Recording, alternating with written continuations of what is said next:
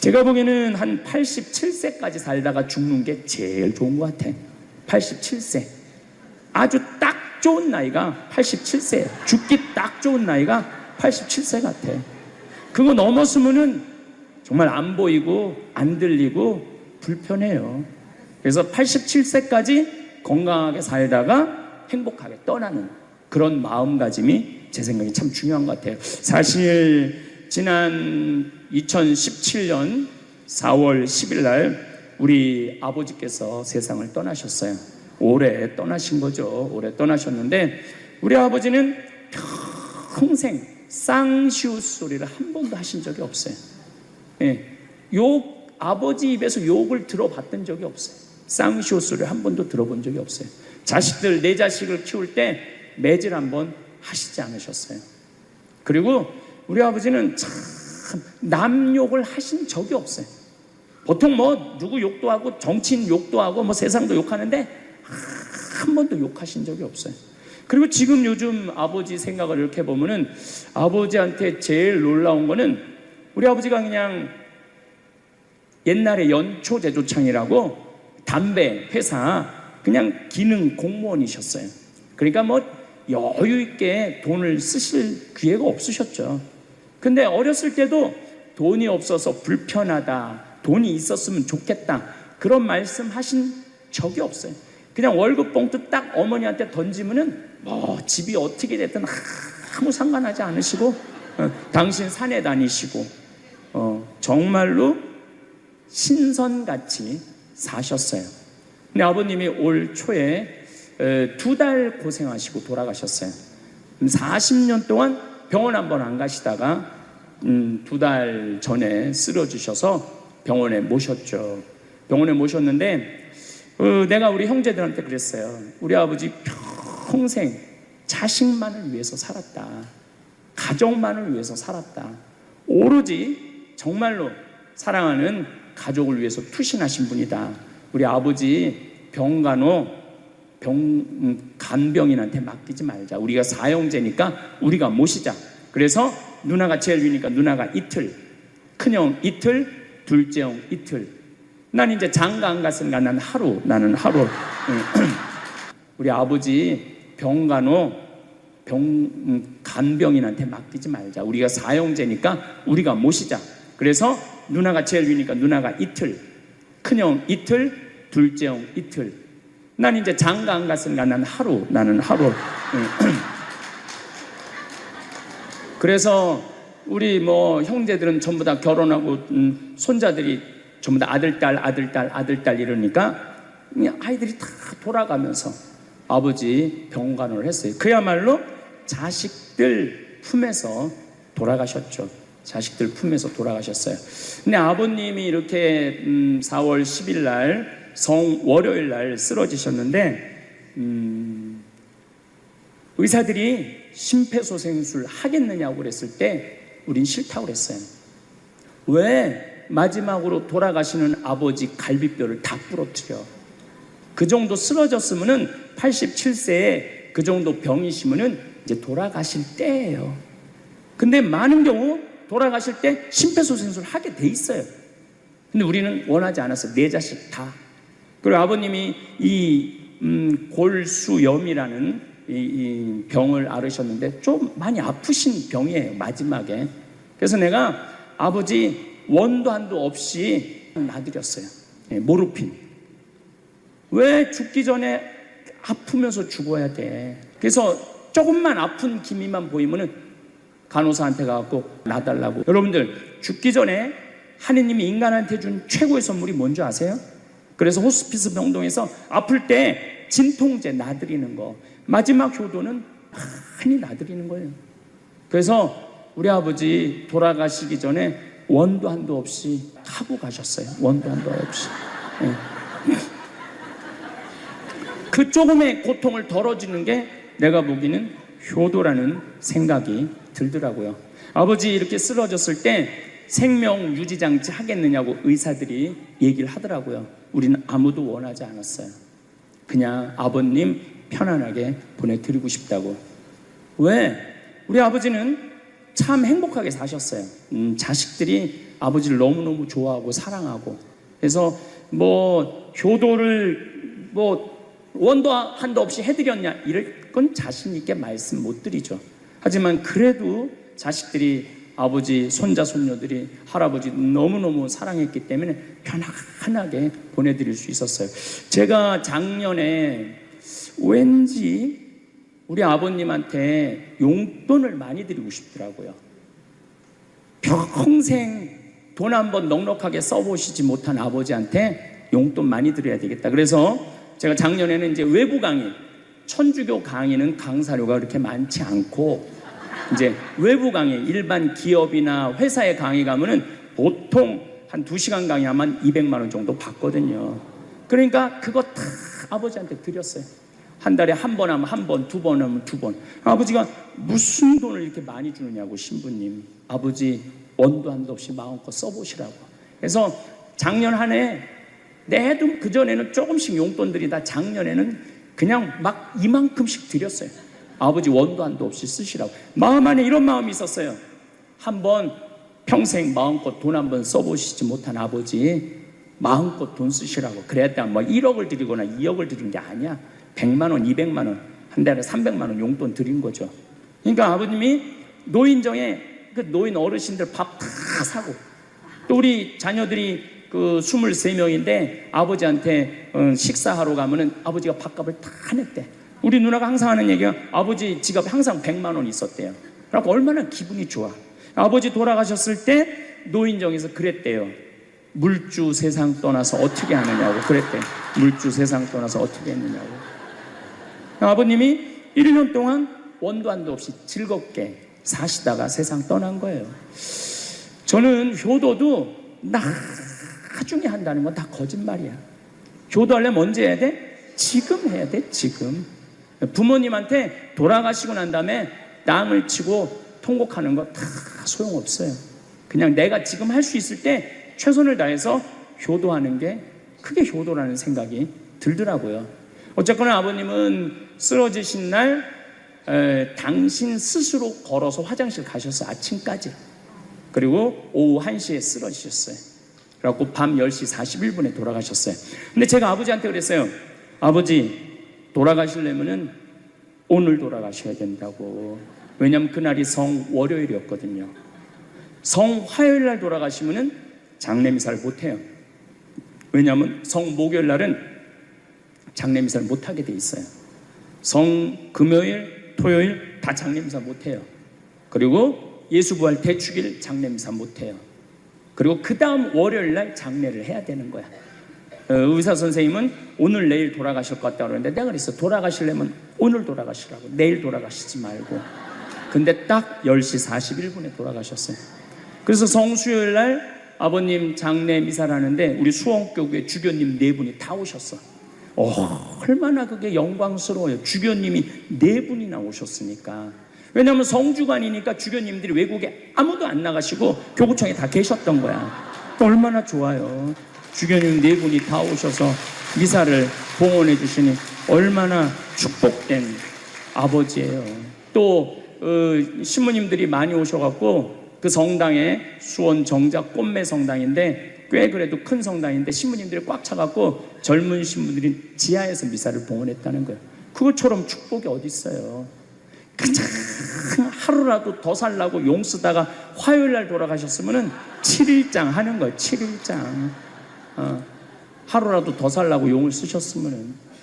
근데 우리 아버지는 정말로 살아있을 때도 나한테 행복을 주시는데 떠나실 때도 행복하게 떠나시더라고요. 여러분들도 마찬가지예요. 여러분들도 살아있을 때도 행복하게 사시고 죽을 때도 행복하게 죽으세요. 괜히 안 죽으려고 이렇게 용 쓰고 저렇게 용 쓰다가 누워서 10년 동안 똥오줌 싸기 시작하면요, 그때부터는요 지옥이야, 지옥.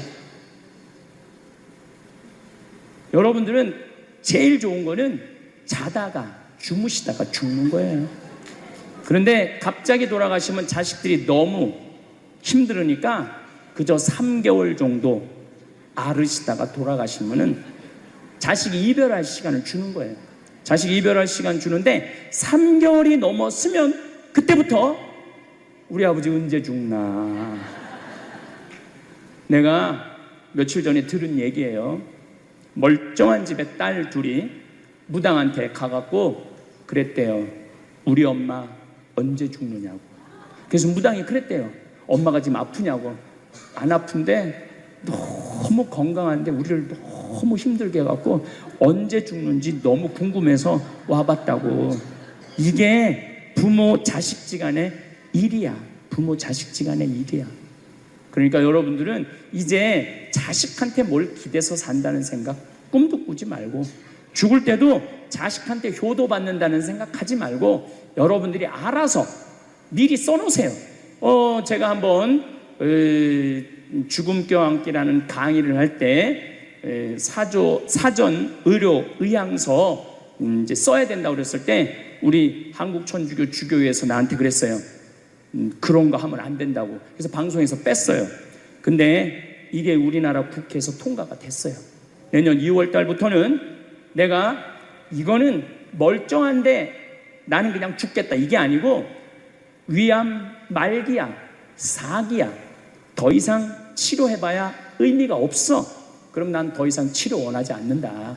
그냥 편안하게 하느님 곁으로 갈 수 있도록 날 좀 도와줘라. 그렇게 해놓으면은 더 이상 치료 안 하는 거예요. 이게 사전 의료 의향서라는 거예요. 그러니까 연명 치료 안 하겠다는 거. 억지로 산소호흡기 돼갖고 5년 10년 누워서 본인 괴롭지 않도록. 그러니까 여러분들도 우리 천주교에서는 끝까지 치료해야 된다고 그러는데 내가 보기엔 이거 정말로 생각해 봐야 돼요. 아니 위암 말기인데 온몸에 암이 다 파졌는데 뭐하러 치료를 해요. 그냥 죽어. 그냥 죽는 것도 제가 보기엔 좋은 거예요. 죽는 것도.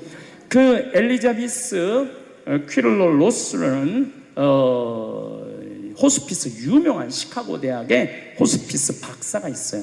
이분은 2,500명 죽었다 살아난 사람들, 2,500 죽었다 살아난 사람들 여러분들 많은 거 아시죠?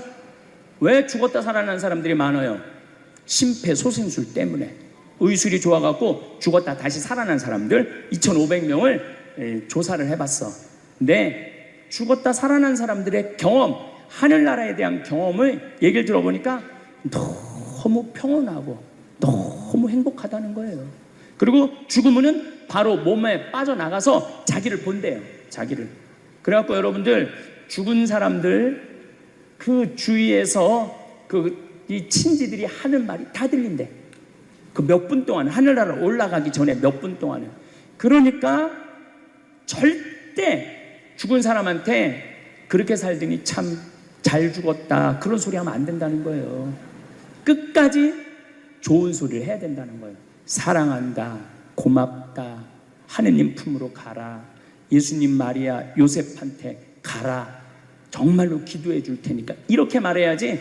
그렇게 우리를 괴롭히더니 이렇게 죽는다고 정말로 지옥에 갈 사람이라고 이렇게 말하면은 다 영원히 듣는다는 거예요. 그리고 죽었다 살아난 사람들의 아주 기가 막힌 얘기는 안 못 보는 사람은 죽으면 다 보인다는 거예요. 눈이 다 보인다는 거예요. 그게 그냥 하는 게 아니라 다시 살아 돌아와서 아무것도 못 봐. 근데 의사가 무슨 반지를 어떻게 꼈고 이 병원이 어떻게 생겼고 누가 어디 자리에 있습니까지 다 아는 거야. 죽었다가 죽으면은 눈이 보이는 거야. 다리 없는 사람은 자기 다리가 있다는 거예요. 듣지 못하는 사람은 듣고, 아픈 사람은 아픈 부위가 다 없어진다는 거야. 그러니까 여러분들 지금 살아있으면서 몸에 허리도 아까 할아버지 한 분 안수해달라고 그래갖고 허리가 막 이렇게 구부러진 사람 죽으면 딱 펴진다는 얘기예요. 그러니까 완전히 사도 바오로의 말씀처럼 새로운 모습으로 변하는 거야. 죽으면 끝이 아니야. 하느님께로 가는 여행의 시작이에요. 그러니까 죽는 거를 막 그냥 밀어내시지 마세요. 한 70년, 80년 살았으면 살 만큼 살지 않았어? 그렇죠? 뭐하러 200년을 살아? 뭐하러 300년을 살아? 또 200년, 300년 사는 것도 좋아요. 그런데 정말로 감동 속에서, 행복 속에서, 사랑 속에서 200년, 300년을 살면 좋지. 근데 여러분들 한 200살 되면 여러분들하고 놀아줄 사람이 몇 명이나 될 것 같아? 200살 된 사람하고. 그 외로움 속에서 사는 거예요. 그래서 자연의 순리를 따르고 사는 게 가장 좋은 거예요. 자연의 순리를. 그래서 사는 만큼 살다가 떠날 때 이제 누구한테 간다고 생각하면 돼? 하느님 아버지한테로 간다고 생각하면 돼. 그래서 죽는 게 결코 나쁜 게 아니에요.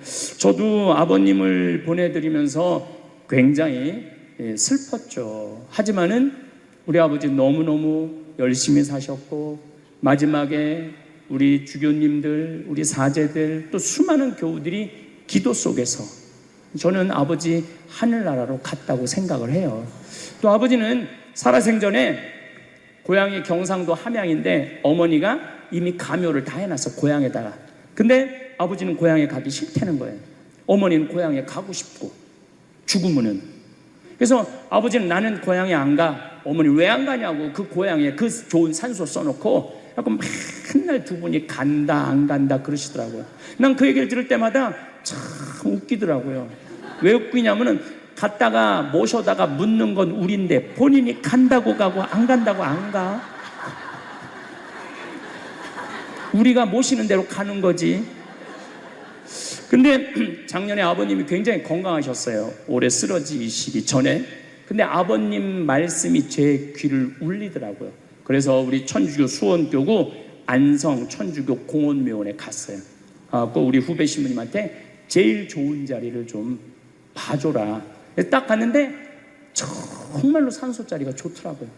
그냥 양지 바른데 앞에 우리 아버지가 참 파란 걸 좋아하셨는데 그 아버님 내가 산소 자리 본데 앞에 파란 골프장이 쫙 보여.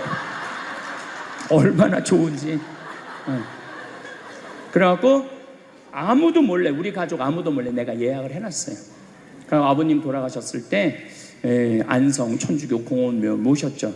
아버님이 왜 고향에 가기 싫어하셨느냐면은 우리 큰할아버지, 둘째 할아버지가, 셋째 할아버지까지 있었는데 큰할아버지가 딸만 6을 낳았어요. 둘째 할아버지는 아들을 3을 낳았는데 둘째 할아버지 첫째 아들이 우리 아버지야. 근데 1930년, 우리 아버지가 30년생이시니까 87세니까 그때는요 장손집에 아들이 없으면 8살 이전에 큰아버지 집에 가서 양자로 자라야 돼. 아버지는 그랬던 거예요.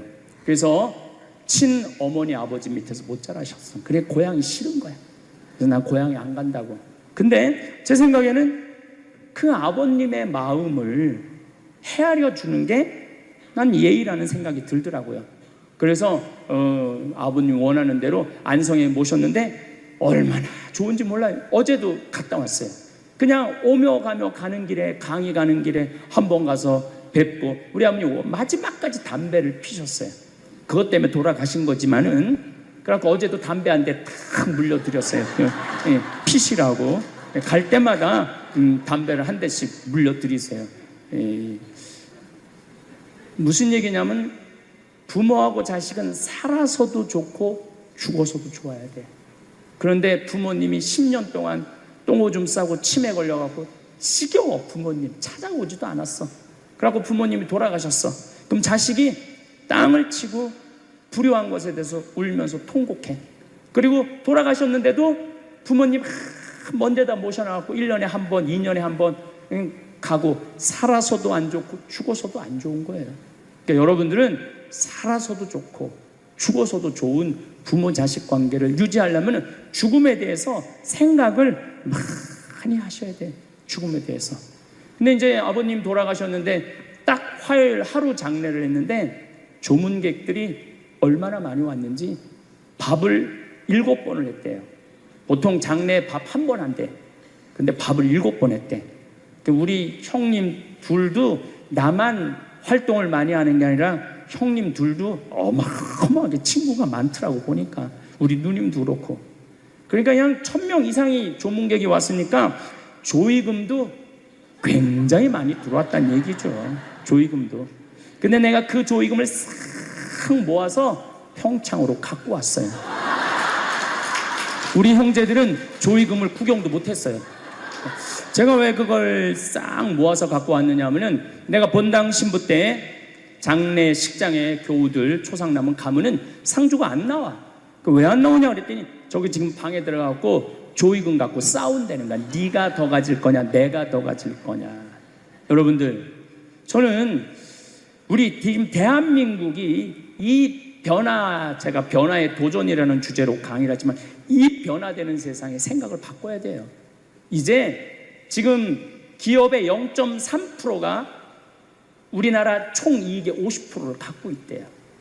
그러면 그 0.3% 되는 대기업가들이 다 가난한 사람을 위해서, 나라를 위해서 세금을 내놔야 돼요. 이 시대는 이제 로봇가 자리 다 뺏어가고 사이버 인간이 다 뺏어가고 우리는 어떻게 살아, 인간은. 그래서 이 정치가 중요한 거예요, 21세기는. 그래서 그런 사람들 다 뺏어서 직장 생활 못하는 사람들한테 기초생활급 줘야 돼. 또 직장 생활 안 하는 사람들은 사람이 일을 안 하면요 행복하지 않은 거예요. 일을 안 하면. 여기 계신 분들 혹시 불면증 걸리신 분들 있죠? 제가 불면증 치료법 알려드릴게요. 어떻게 하면 잠을 잘 오느냐면 아침 6시에 일어나. 그래갖고 아침 기도해. 아침 기도, 부모를 위한 기도, 나라를 위한 기도, 자녀를 위한 기도 다 해. 그리고 정성스럽게 이불 개고 세수, 머리도 다 드라이기 쓰지 말고 수건으로 다 말려, 머리도. 그리고 밥 정성스럽고 해 먹고, 목욕탕도 가갖고 묵주기도 5단 있는 힘 땀 다 빼고, 그리고 발차기도 하고, 목욕탕 안에서 제일 좋은 거라는 거예요. 그리고 산책하고 미사참례하고 성서 쓰고 정성스럽게 행동을 하세요. 설거지도 정성스럽게 하고. 그러면은 저녁 8시만 되면 기절해서 자요. 여러분들이 하루 생활이 정성스럽지 않기 때문에 잠을 못 자는 거예요. 기절해서 자요. 저는 요즘 지금 목도 지금 특강을 너무 많이 해갖고 목이 쉬었는데, 요즘 이렇게 어제도 대전 강의 갔다 와서 7시만 되니까 막 눈알이 뒤집어지려고 그러더라고요. 눈알이. 그러면 자는 거예요. 근데 아무것도 안 하고 그냥 가만히 움직이지 않으면요 밤에 잠이 안 오죠. 당연히 잠이 안 오죠. 그래서 정성스럽게 사는 게 중요한 거예요. 어쨌거나 하여튼 아버님 그 조의금을 싹 갖고 왔어요, 평창에. 그래갖고 내가 우리 형제들한테 얘기했어요. 아버님 돌아가신 조의금은 어린아이를 위해서 쓸 거고, 어머님이 돌아가신 조의금은 노인분들을 위해서 쓸 거다. 그래서 이번에 잠비아에 에이즈 어린이 고아원 짓는데 아버님 조의금 보냈어요.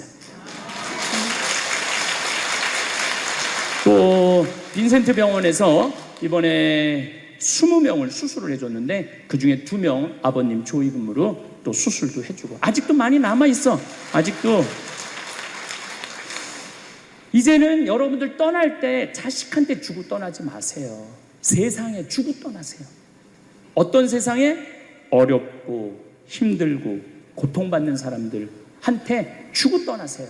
그리고 미국이나 유럽은 보통 할머니들이 다 나 조의금 어디다 보내라, 어느 수도원에 보내라, 어느 고아원에 보내라, 어느 장애시설에 보내라, 다 그런다는 거예요.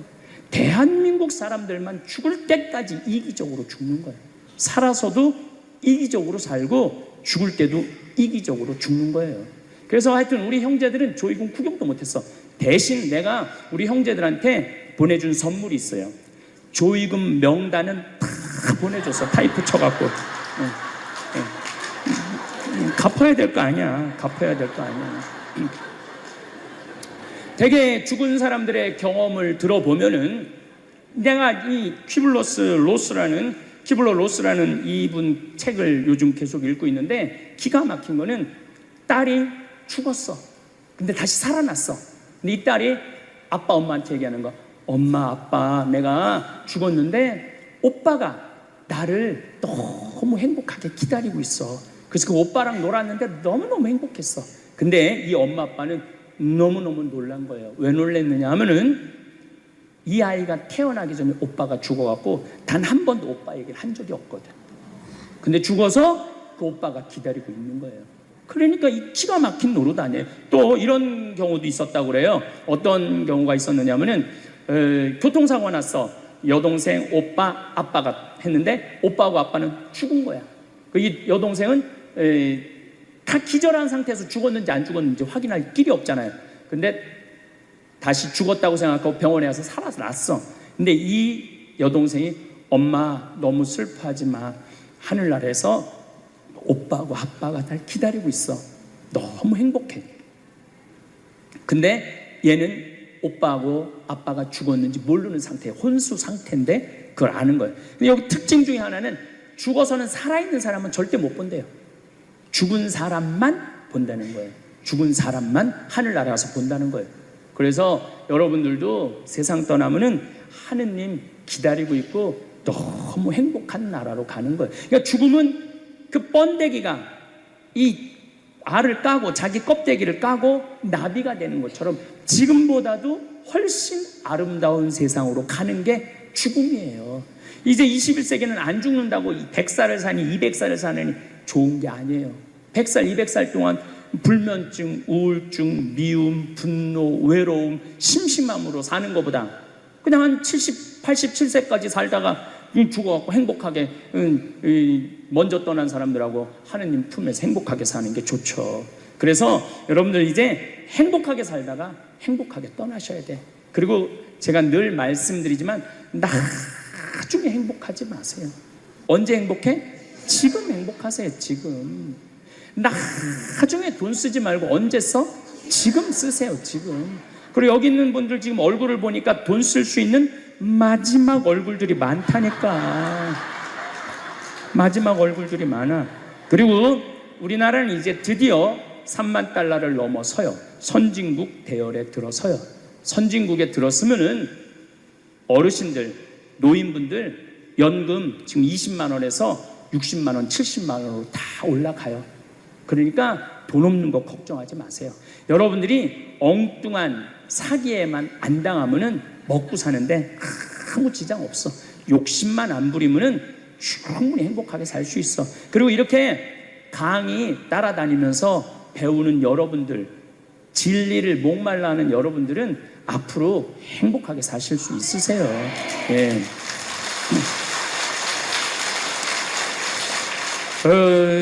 인생의 주인공은 나야. 내 자식이 아니고 내 남편이 아니고 내 아내가 아니야. 내 행복은 누가 책임지느냐면 내가 책임지는 거야. 내가 지금 불행한 거는 남편 탓도 아니고 자식 탓도 아니고 누구 탓이야? 내 탓이야. 왜? 나를 위해서 쓰는 법을 배운 적이 없어. 나를 위해서. 버는 법은 배웠는데 쓰는 법을 배운 적이 없어. 본인들을 위해서 쓰세요. 자, 1960년대, 70년대는 열심히 살아야 돼. 너 정말로 아끼고 살아야 돼. 가난했을 때 얘기예요. 이제 3만 달러가 넘었을 때는 이제는 재밌게 살고 행복하게 살고 의미 있게 살고 나누고 살아야 돼. 언어가 이제는 바뀌어야 돼. 우리나라가 아프리카에 있는 웬만한 나라들보다 못 살았어요. 아프리카에 있는 웬만한 나라보다 못 살았어. 전쟁 끝나고 난 다음에 정말로 허리띠 졸라 매가면서 잘 살아보자고. 우리도 한번 잘 살아보자고. 그래갖고 너무 가난한 나라에서 올해 우리가 3만 달러를 넘었을 거라고 그래요. 3만 달러를 넘었으면은 드디어 선진국에 들어서는 거예요. 가장 가난한 나라에서 선진국까지 변화를 여러분들은 경험하고 계신 거예요. 그러니까 여러분들은 너무나 혼란스러운 세상 속에서 이날 이때까지 헤쳐나오고 계신 거예요. 근데 문제는 이제 2020년부터 펼쳐질 4차 산업 시대, 이것까지 살아야 되니까 얼마나 복잡해. 이것까지 살아야 되니까 그냥 중간에 살다가 죽으면은 이 꼴 저 꼴 안 보고 그냥 좋은데, 아니 안 죽으면서 지금 70대 후반 되신 분들 앞으로 보통 20년 정도 더 사실 거예요. 70년대 후반 되신 분들. 근데 60대 되신 분들은 120살까지 거의 살 거예요. 지금 60대 되신 분들은. 그리고 재수 없는 60대들은 200살까지 살 거예요. 200살까지. 재수 없는 60대들은 그 이야기를 제가 오늘 하려고 그러는 거예요. 자, 제가 한 10년 전에 평화방송에 이런 강의를 했었어요. 아마 또 평화방송에서 계속 틀어주니까 그 내용이 나올 거예요. 10년 전에 한 얘기예요. 앞으로 2020년이 되기 시작하면은 인간은 세 종류로 나눠질 것이다. DNA 조작 인간. 이제 DNA를 조작할 수가 있어요. 우리가 눈을 밝게 할 수도 있고, 귀를 잘 들리게 할 수도 있고, 근육이 완전히 이 아놀드 슈왈거네처럼 근육이 막 이렇게 튀어나오게 할 수도 있어요. 운동 안 해도 DNA 조작 인간. 옛날에는 DNA를 한번 내가 DNA가 어떤지 검사하려고 그러면은 2억 내지 3억이 들었어. 그런데 지금은 내 DNA를 검사하는데 얼마면 검사할 수 있냐면 5만 원이면 검사할 수 있어요. 5만 원이면. 세상이 엄청 변한 거예요. 그래서 이제는 지금 태어나는 아이들은 이제 아파서 병원 가는 일은 거의 없을 거예요. 미리 병원에서 전화를 해요. 너 요때쯤 심장마비가 올 DNA가 있다. 와서 고쳐라. 그럼 DNA 조작만 하면 심장마비가 넘어가는 거예요. 그러니까 안젤리나 졸리라는 미국의 영화 배우가 있어요. 2010년에 유방을 잘랐어요. 왜냐하면 DNA 검사를 해보니까 언니도 그렇고 엄마도 그렇고 유방암이 있는 거야. 본인도 유방암에 걸릴 확률이 있는 거야. 그래서 유방을 자른 거예요. 그러니까 미리 병을 예방을 하는 시대가 오는 거예요. 그게 DNA 조작 인간이에요. 근데 우리 교회는 그런 걸 절대 허락하지 않죠. 절대 허락하지 않는데 절대 현대인들은 할 거라는 거예요. 그 다음에 두 번째 인간은 어떤 인간이냐면 사이버 인간, 기계 인간이에요. 인공지능 로봇 인간. 그래갖고 이 인공지능 로봇 인간이 나오면은 안 그래도 1940년서부터 지금까지 복잡 다단한 세상을 살아왔는데 이제 로봇하고 같이 살게 되는 세상이 이제 곧 이제 되는 거죠. 그리고 이제 세 번째 인간은 오리지널 인간. 여러분들, 저나 여러분들. 근데 누가 제일 떨어지느냐? 오리지널 인간이 제일 떨어질 거예요. 그래서 앞으로는 이제 어떤 세상이 제일 걱정되는 게 뭐냐면은 로봇가 공장에서 일하는 거예요. 로봇가 공장에서 일을 하게 되면은 많은 노동자들은 일자리를 잃어버려요. 현재 몇 명 정도 일자리를 잃어버릴 걸로 예상을 하냐면 8억 명 정도가 일자리를 잃어버린대. 8억 명. 그러니까 노동자의 4명 중에 1명은 일자리를 잃어버리는 거. 이거 보통 심각한 문제가 아니에요. 그래서 이제 웬만한 사람들은 공장에서 일할 수가 없어. 누가 다 일을 해?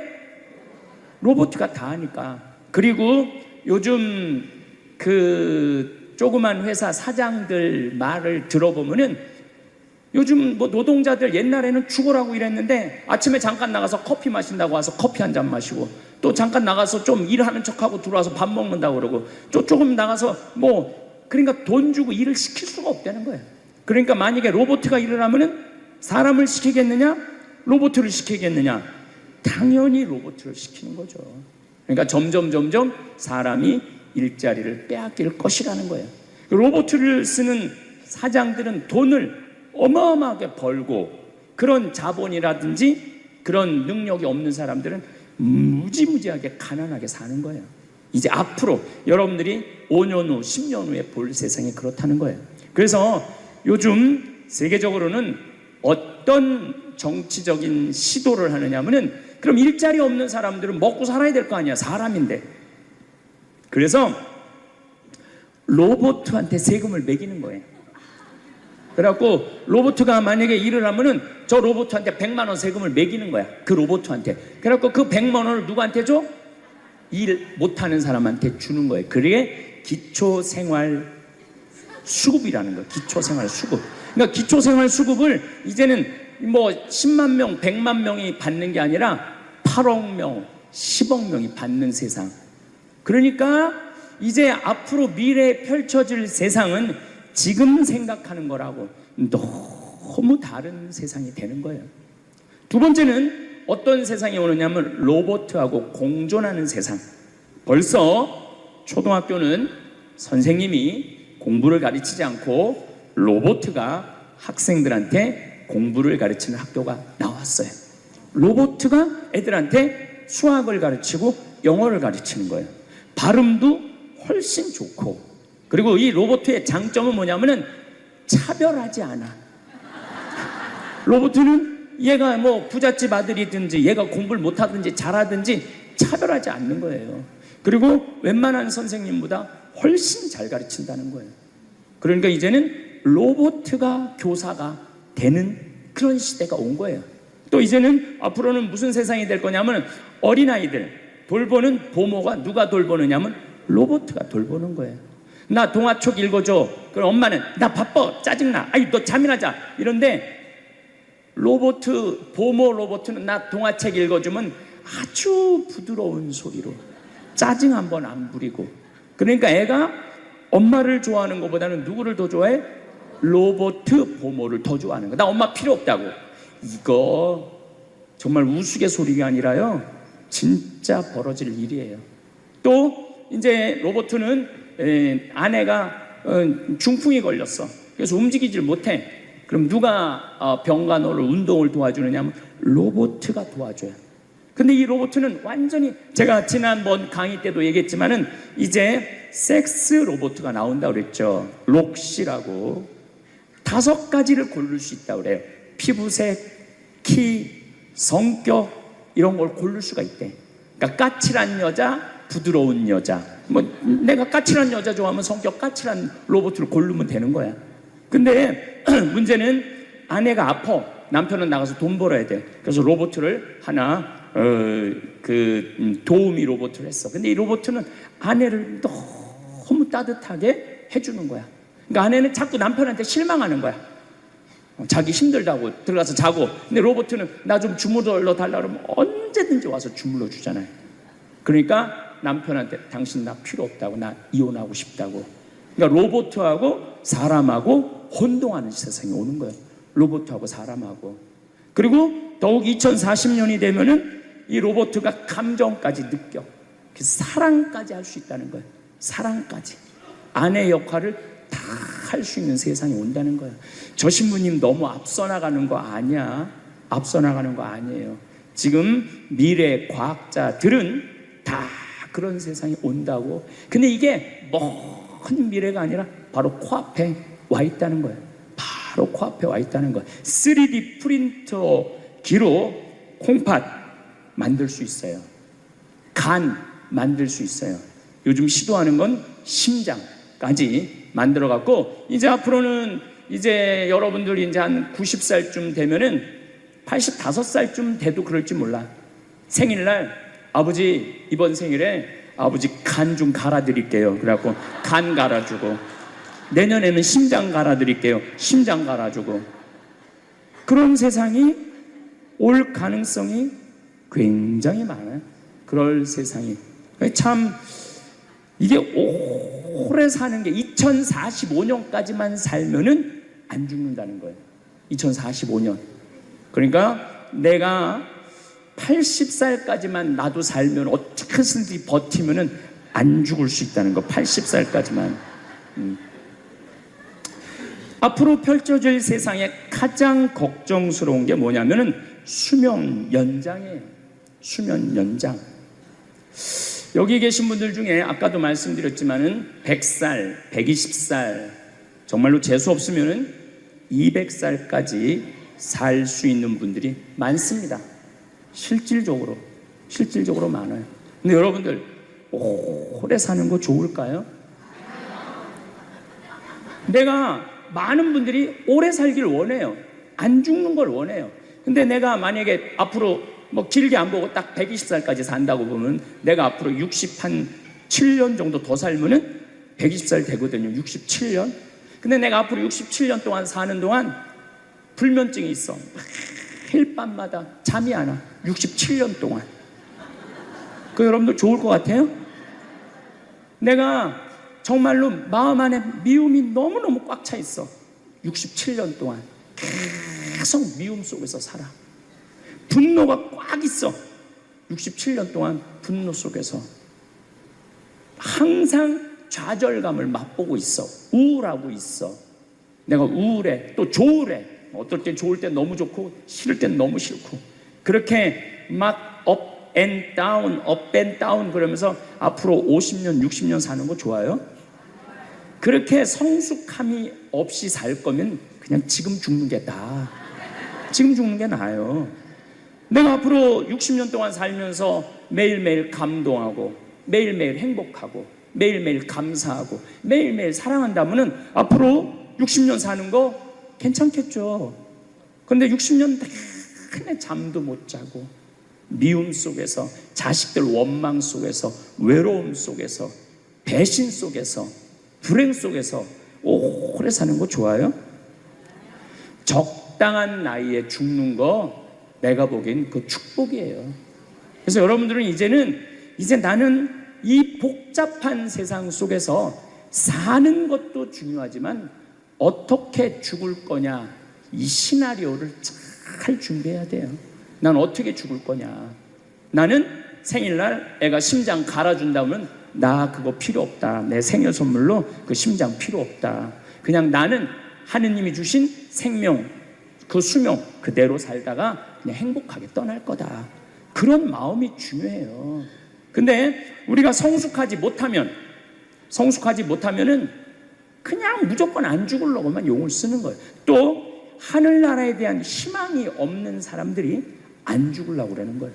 아니 지금 있는 것보다 하늘나라 올라가면 훨씬 행복하면은 안 죽을 이유가 뭐 있어? 죽으면 되지. 그냥 사는 날까지 즐겁게 살다가 죽는 날 즐겁게 죽으면 되는 거예요. 이 훈련이 꼭 필요해요. 여러분 이게 뭐 요즘 알고리즘 그러는데 그건 다 제쳐두고 내가 인생의 설계가 필요해. 나는 몇 살까지 살다가 더 이상 치료받지 않고 암이 걸리면은 안 갈고, 그냥 안 갈고, 간 안 갈고, 신장 안 갈고, 췌장 안 갈고 그냥 하느님 품으로 간다는 생각이 아주 중요하다는 거예요. 그래서 여러분들 정말로 이제는 의미 있고 재미있고 행복하게 생활하시길 바라겠습니다. 다음 시간은 의미 있고 재미있고 행복한 삶이 뭔지 제가 말씀드리도록 하겠습니다. 감사합니다. 평생을 살아오시면서 얼마나 많은 사람들을 위해 애쓰셨나요? 어린 자녀들의 밥상을 차리고 잠자리를 돌보고 아플 때마다 밤새 간병하셨을 겁니다. 남편을 내조하고 시댁과 친정 어른들을 모시며 때로는 이웃과 친구들의 어려운 일까지 도맡아 하셨을 것입니다. 직장에서도 마찬가지였겠지요. 동료들과 후배들을 챙기고 맡은 일은 물론 남이 부탁한 일까지 묵묵히 해내셨을 겁니다. 그렇게 오랜 세월 동안 다른 사람들을 먼저 생각하고 남을 위해 내 것을 내어주는 일이 너무나 자연스러워졌습니다. 마치 숨을 쉬는 것처럼 당연하게 여겨왔지요. 그런데 문득 거울을 들여다보면 언제부턴가 내 얼굴이 낯설게 느껴질 때가 있지 않으신가요? 나는 누구일까? 나는 무엇을 좋아하고 무엇을 원하는 걸까? 하는 질문이 마음 한편에서 조용히 올라올 때가 있으실 겁니다. 이런 마음이 드는 것은 지극히 자연스러운 일입니다. 그동안 너무나 열심히 성실하게 살아오신 증거이기도 하고요. 하지만 이제는 조금 다르게 생각해 볼 필요가 있습니다. 남을 위해 사는 것도 물론 아름다운 일이지만 가장 소중한 나 자신을 아끼고 사랑하는 것이야말로 모든 것의 시작이라는 사실을 깨달아야 할 때입니다. 자신을 사랑한다는 것이 이기적인 일이라고 생각하실 수도 있겠지만 그렇지 않습니다. 오히려 자신을 제대로 사랑할 줄 아는 사람이야말로 다른 사람도 진정으로 사랑할 수 있는 법입니다. 마른 우물에서는 물을 길어낼 수 없듯이 자신이 메마른 상태에서는 다른 사람에게 줄 수 있는 것도 한계가 있기 마련입니다. 생각해보세요. 감기에 걸려 몸이 아픈 날에도 가족들을 위해 밥을 차리고 집안일을 하셨을 텐데, 그럴 때 정작 가족들은 어떤 마음이었을까요? 아마도 어머니가 아프신데 쉬지 않으시지, 우리가 뭔가 해드려야 하는데 하며 마음 아파했을 것입니다. 자신을 돌보지 않는 모습을 보여주는 것이 오히려 사랑하는 사람들에게 부담과 걱정을 안겨주는 일이 될 수 있다는 뜻입니다. 자신을 사랑한다는 것은 거창하거나 특별한 일이 아닙니다. 아침에 일어나서 거울 속 내 얼굴에게 오늘도 수고 많으셨어요 라고 인사하는 것부터 시작할 수 있습니다. 좋아하는 차 한 잔을 천천히 마시며 창밖 풍경을 바라보는 것, 예전에 즐겨 듣던 노래를 다시 틀어놓고 콧노래를 부르는 것, 오랫동안 입지 않았던 예쁜 옷을 꺼내 입어보는 것 같은 작은 일들이 모두 자신을 사랑하는 방법입니다. 때로는 이런 나이에 뭘 그렇게까지 라는 생각이 들 수도 있을 것입니다. 하지만 나이는 숫자일 뿐입니다. 자신을 아끼고 사랑할 권리에는 유효기간이 없습니다. 오히려 오랜 세월 동안 많은 것을 경험하고 깊이 있는 지혜를 쌓으신 지금이야말로 진정한 자기 사랑이 무엇인지 알고 실천할 수 있는 가장 좋은 시기일지도 모릅니다. 자신을 사랑한다는 것은 또한 내 감정을 소중히 여기는 것이기도 합니다. 슬플 때는 슬퍼해도 되고 화가 날 때는 화를 내도 됩니다. 물론 다른 사람에게 상처를 주지 않는 선에서 말이지요. 나이 들어서 무슨 투정이냐 하며 자신의 감정을 억누르지 마세요. 감정은 나이와 상관없이 인간이라면 누구에게나 자연스럽게 생기는 것입니다. 오히려 그동안 참아왔던 감정들을 인정하고 받아들이는 것이 마음의 건강을 위해 꼭 필요한 일입니다. 자신만의 시간을 갖는 것도 중요합니다. 가족들과 함께 있는 시간도 소중하지만 오롯이 나 혼자만의 시간도 필요합니다. 그 시간 동안 내가 정말 좋아하는 것이 무엇인지, 어떤 일을 할 때 마음이 편안해지는지 찾아보세요. 어떤 분은 뜨개질을 하며 마음의 평안을 찾으실 수도 있고, 또 어떤 분은 산책을 하거나 독서를 하며 내면의 목소리에 기울이실 수도 있을 것입니다. 중요한 것은 해야 하는 일 때문에 하고 싶은 일을 계속 미루지 않는 것입니다. 물론 책임져야 할 일들이 있겠지만 그 속에서도 나를 위한 작은 틈새들을 만들어 나가시기 바랍니다. 그것이 바로 자신을 사랑하는 구체적인 방법이니까요. 자신을 사랑하는 것은 결코 늦지 않았습니다. 오히려 지금이 시작하기에 가장 좋은 때일 수 있습니다. 그동안 쌓아온 경험과 지혜를 바탕으로 이제는 진정으로 나 자신을 아끼고 소중히 여기는 삶을 시작해보세요. 그것이 바로 당신이 받을 자격이 충분히 있는 당연한 권리입니다.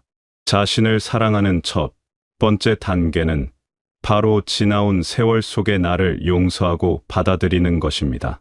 돌이켜보면 그때 왜 그랬을까? 다른 선택을 했다면 어땠을까? 하는 후회가 마음 한편에 자리 잡고 있지 않으신가요? 자녀를 키우면서 화를 낸 순간들, 남편과 다툰 기억들, 부모님께 효도를 제대로 못했다는 마음, 친구나 이웃에게 상처를 준 일들이 가끔씩 떠올라 마음을 무겁게 만들 때가 있을 것입니다. 이런 기억들은 마치 오래된 짐처럼 우리 마음속에 쌓여 있습니다. 그 짐들을 계속 짊어지고 가려니 어깨가 앞으로 나아가기도 힘이 듭니다. 하지만 이제는 그 무거운 짐들을 하나씩 내려놓을 때입니다. 완벽하지 않았던 과거의 나를 따뜻하게 안아주고, 그때는 그게 최선이었어, 정말 고생 많았어 라고 말해주세요. 생각해보면 그 순간순간마다 최선을 다하려고 노력하셨을 겁니다. 자녀에게 화를 냈던 것도 더 좋은 사람으로 키우고 싶은 마음에서였고, 남편과 다퉜던 것도 서로를 더 이해하고 싶었기 때문이었을 것입니다. 부모님께 더 잘하지 못한 것도 당시에는 생활에 쫓겨 여유가 없었기 때문이고, 친구에게 상처를 준 것도 그만큼 마음이 힘들었기 때문일 겁니다. 그 모든 순간들이 지금의 당신을 만든 소중한 경험들입니다. 완벽한 사람은 이 세상에 없습니다. 실수하고 후회하고 때로는 잘못된 선택을 하는 것이 인간다운 일입니다. 오히려 그런 경험들을 통해 우리는 더 깊이 있는 사람이 되고 다른 사람의 아픔을 이해할 수 있게 됩니다.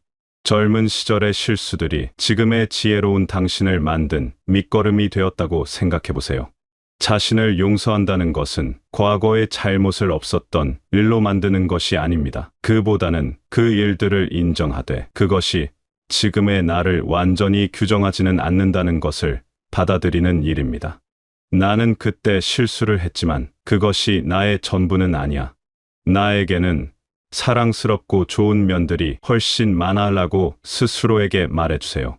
특히 자녀를 키우면서 느꼈던 죄책감들은 이제 내려놓으셔도 됩니다.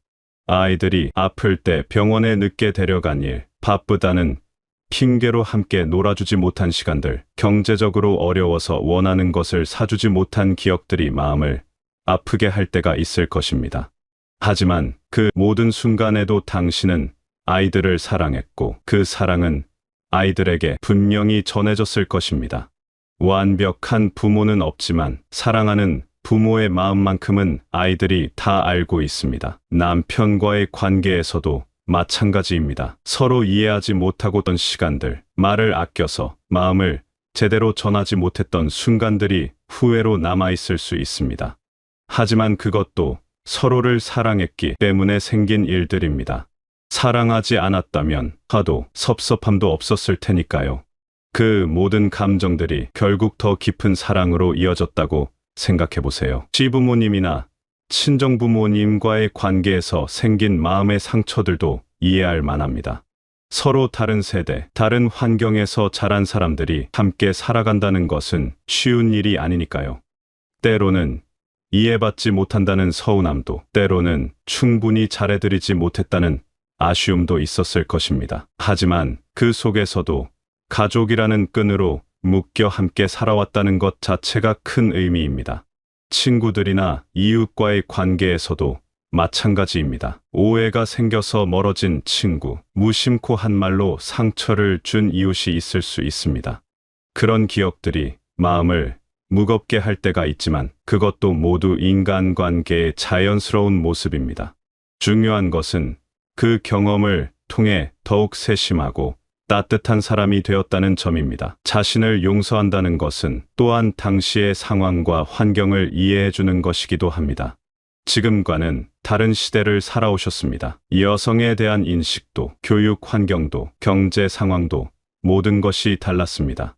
그런 상황에서 최선을 다해 살아온 자신을 인정해주세요. 그때는 그럴 수밖에 없었어. 그래도 정말 열심히 살았어 라고 말해주세요. 때로는 다른 사람들과 비교하며 자책하는 마음도 들 수 있습니다. 저 사람은 나보다 자녀 교육도 잘하고 살림도 잘하고 인간관계도 원만한 것 같은데 나는 왜 이럴까 하는 생각 말입니다. 하지만 각자의 삶에는 보이지 않는 어려움들이 있습니다. 남의 삶과 비교하기보다는 내가 걸어온 길의 의미를 찾아보세요. 자신을 용서하는 과정에서 가장 중요한 것은 시간입니다. 오랫동안 마음속에 자리 잡고 있던 후회와 자책의 마음이 하루아침에 사라지지는 않을 것입니다. 그래도 괜찮습니다. 조금씩 천천히 자신에게 관대해지는 연습을 해보세요. 매일 아침 거울을 보며 오늘도 나를 사랑해주겠어라고 다짐하고 잠들기 전에는 오늘 하루도 수고했어라고 격려해주세요. 완벽하지 않은 나를 받아들이는 것, 그것이 바로 진정한 자기 사랑의 시작입니다. 실수투성이었지만 그래도 열심히 살아온 나를, 때로는 서툴렀지만 사랑만큼은 진실했던 나를 따뜻하게 안아주세요.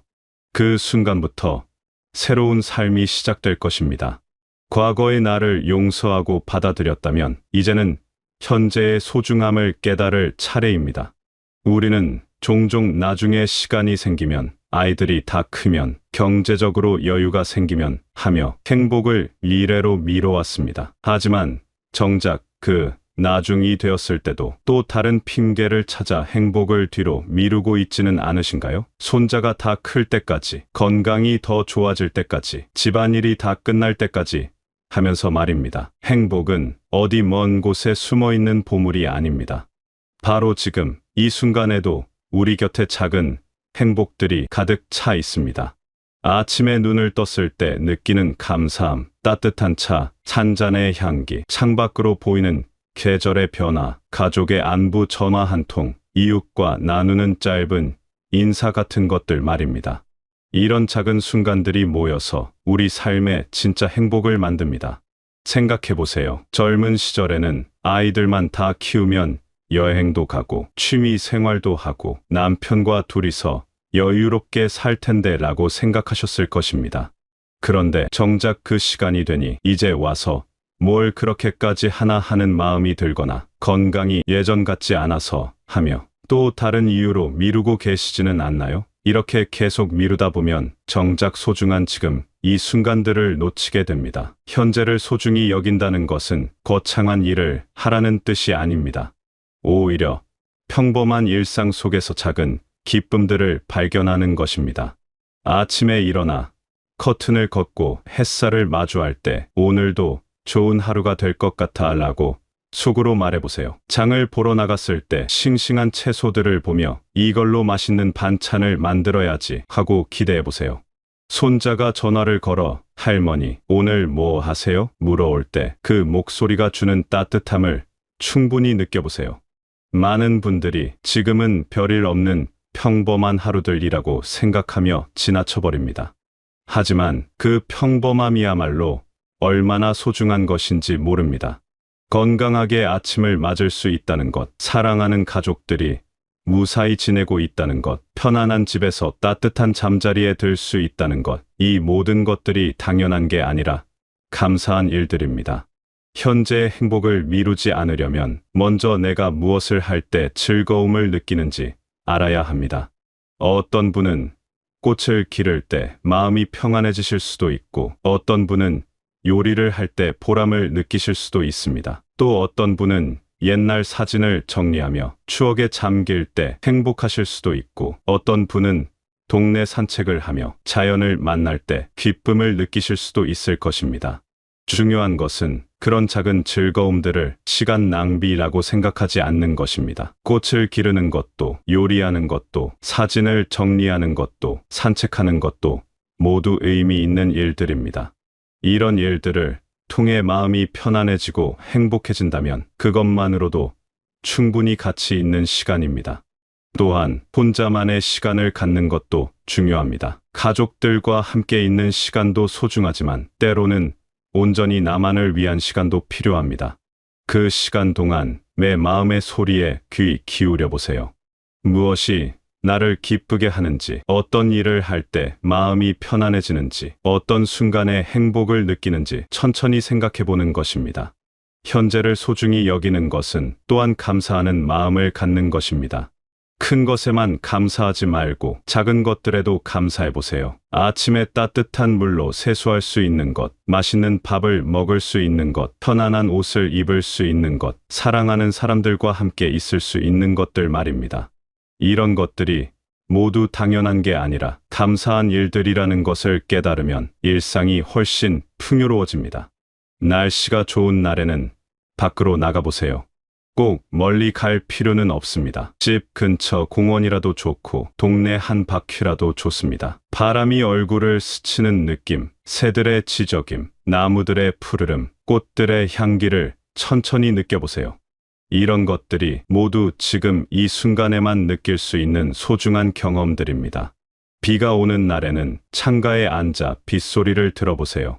빗방울이 창문을 타고 흘러내리는 모습을 바라보며 비 덕분에 꽃들이 더 싱싱해지겠네 하고 생각해보세요.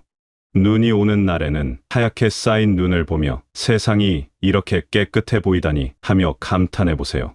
이런 순간들이 모두 현재를 살아가는 기쁨입니다. 가족들과 함께 있을 때도 그 순간을 충분히 누려보세요. 손자가 놀러 왔을 때는 스마트폰을 잠시 내려놓고 아이의 이야기에 온전히 집중해보세요. 남편과 차를 마실 때는 텔레비전을 끄고 서로의 안부를 물어보세요. 자녀들이 안부 전화를 걸어올 때는 바쁜 일을 잠시 멈추고 그들의 목소리에 귀 기울여 보세요. 현재의 행복을 느끼는 것은 특별한 능력이 필요한 일이 아닙니다. 다만 조금만 마음을 열고 조금만 주의 깊게 살펴보면 됩니다. 지금 이 순간에도 우리 주변에는 행복의 씨앗들이 가득 흩어져 있습니다. 나중에라는 말 대신 지금이라는 말을 더 자주 사용해 보세요. 나중에 시간 나면 꽃을 심어야지 대신 지금 꽃 한 송이라도 사서 창가에 두자. 나중에 건강해지면 산책을 해야지 대신 지금 집 앞이라도 천천히 걸어보자 하면서 말입니다. 행복은 미래에 도착할 목적지가 아니라 지금 걷고 있는 이 길 자체입니다. 매일매일이 소중한 하루이고 매 순간이 다시 오지 않을 귀한 시간입니다. 이 소중한 현재를 놓치지 마세요. 바로 지금 이 순간부터 행복해지기 시작하세요. 자신을 사랑하고 과거를 용서하며 현재를 소중히 여기는 마음을 갖게 되었다면 이제는 그것을 실천으로 옮길 차례입니다. 거창한 변화를 한 번에 이루려 하지 마세요. 작은 것부터 천천히 시작하는 것이 가장 확실하고 지속 가능한 방법입니다. 마치 씨앗 하나가 자라서 큰 나무가 되듯이 작은 실천들이 모여 인생의 큰 변화를 만들어낼 것입니다. 먼저 매일 아침 일어나면서 하는 작은 의식을 만들어 보세요. 거울을 보며 오늘도 좋은 하루가 될 거야 라고 말하는 것만으로도 충분합니다. 혹은 창문을 열고 깊게 숨을 들이마시며 감사합니다 라고 속으로 말해보세요. 이런 작은 의식들이 하루를 긍정적으로 시작하는 힘이 됩니다. 처음에는 어색할 수도 있지만 며칠만 반복하면 자연스러워질 것입니다. 하루 중 적어도 한 번은 온전히 나만을 위한 시간을 가져보세요. 그 시간이 10분이든 1시간이든 상관없습니다. 중요한 것은 그 시간만큼은 다른 누구도 아닌 오직 나를 위해 사용하는 것입니다. 좋아하는 차를 천천히 마시거나 예전에 즐겨 듣던 노래를 틀어놓고 가만히 앉아 있거나 일기를 쓰거나 꽃에 물을 주면서 말을 걸어보는 것도 좋습니다. 작은 취미나 관심사를 하나씩 되살려보세요. 젊은 시절 좋아했던 것들 중에서 지금도 할 수 있는 것이 있다면 다시 시작해보는 것입니다. 뜨개질이었다면 간단한 수세미부터, 그림 그리기였다면 연필로 낙서부터, 책 읽기였다면 얇은 수필집부터 시작해보세요. 이제 와서 뭘 그렇게까지라는 생각은 잠시 접어두시기 바랍니다. 나이와 상관없이 새로운 것을 배우고 즐기는 것은 삶을 더욱 풍요롭게 만듭니다. 사람들과의 관계도 새롭게 정리해보세요. 나에게 기쁨을 주는 사람들과는 더 자주 만나고 마음을 힘들게 하는 관계들은 조금씩 거리를 두는 것도 필요합니다. 이것이 이기적인 일이라고 생각하지 마세요. 자신의 마음, 건강을 챙기는 것은 당연한 권리입니다. 좋은 사람들과 함께 있을 때 느끼는 따뜻함과 편안함을 더 자주 경험하시기 바랍니다. 몸을 돌보는 일도 잊지 마세요. 건강한 음식을 챙겨 먹고 적당한 운동을 하고 충분한 휴식을 취하는 것도 자신을 사랑하는 구체적인 방법입니다. 거창한 운동이 아니어도 됩니다. 집 앞을 천천히 산책하거나 집안에서 간단한 스트레칭을 하거나 계단을 이용해서 오르내리는 것만으로도 충분합니다. 중요한 것은 꾸준히 하는 것입니다. 집안 환경도 조금씩 바꿔보세요. 오래된 물건들 중에서 더 이상 필요 없는 것들은 정리하고 그 자리에 작은 화분이나 예쁜 소품을 놓아보세요. 방 한 곳에 나만의 작은 공간을 만들어 보는 것도 좋습니다. 좋아하는 책 몇 권과 편안한 쿠션, 따뜻한 조명이 있는 작은 코너만 있어도 마음이 한결 편안해질 것입니다. 감사 인사도 더 자주 표현해 보세요. 가족들에게는 고마워, 사랑해라는 말을, 이웃들에게는 덕분에 잘 지내고 있어요라는 인사를 더 자주 건네보세요. 다른 사람들에게 고마움을 표현하는 것은 그들뿐만 아니라 나 자신에게도 좋은 기운을 가져다 줍니다. 감사의 마음을 말로 표현할 때마다 마음이 따뜻해지는 것을 느낄 수 있을 것입니다. 작은 목표들을 세워보는 것도 좋습니다. 이번 달에는 책 한 권 읽기, 이번 주에는 친구에게 안부 전화하기, 오늘은 30분 산책하기 같은 작고 구체적인 목표들 말입니다. 이런 목표들을 하나씩 달성해 나가면서 느끼는 성취감은 자신감을 키워주고 삶에 활력을 불어넣어 줄 것입니다. 때로는 새로운 사람들과 만나는 것도 좋습니다. 동네 복지관이나 문화센터의 프로그램에 참여해보거나 취미 모임에 나가보는 것도 새로운 자극이 될 수 있습니다. 처음에는 어색하고 부담스러울 수 있지만 비슷한 관심사를 가진 사람들과 이야기를 나누다 보면 새로운 즐거움을 발견할 수 있을 것입니다. 무엇보다 중요한 것은 이 모든 것들을 부담으로 생각하지 않는 것입니다. 해야 할 일이 아니라 하고 싶은 일로, 의무가 아니라 선택으로 받아들이시기 바랍니다. 어떤 날은 아무것도 하기 싫을 수도 있고 어떤 날은 계획했던 것을 못할 수도 있습니다. 그래도 괜찮습니다. 자신에게 너그러워지는 것도 자기 사랑의 한 부분이니까요. 이제 마지막으로 가장 중요한 이야기를 하고 싶습니다. 당신은 정말 소중한 사람입니다. 그동안 얼마나 많은 사랑을 나누어 주셨는지, 얼마나 많은 희생을 감수하며 살아오셨는지, 얼마나 많은 어려움을 견뎌내며 지혜를 쌓으셨는지 모두 알고 있습니다. 그 모든 경험들이 지금의 당신을 만든 귀한 재산들입니다. 완벽하지 않아도 괜찮습니다. 때로는 실수하고 때로는 후회하더라도 괜찮습니다. 그것이 바로 인간답고 아름다운 삶의 모습이니까요. 중요한 것은 그 속에서도 포기하지 않고 사랑하려고 노력하는 마음, 더 나은 내일을 위해 오늘을 살아가는 용기입니다.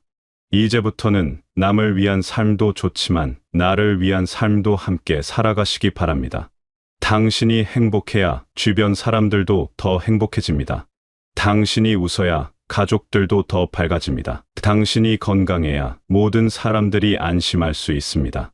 그러니 자신을 사랑하는 것이 이기적인 일이라고 생각하지 마세요. 오히려 그것이 가장 아름다운 선물입니다. 매일 아침 눈을 뜰 때마다 오늘도 나를 사랑하며 살아가겠다고 다짐해보세요. 그리고 밤에 잠들기 전에는 오늘 하루도 정말 고생 많았다. 내일도 함께 해보자고 자신에게 말해주세요.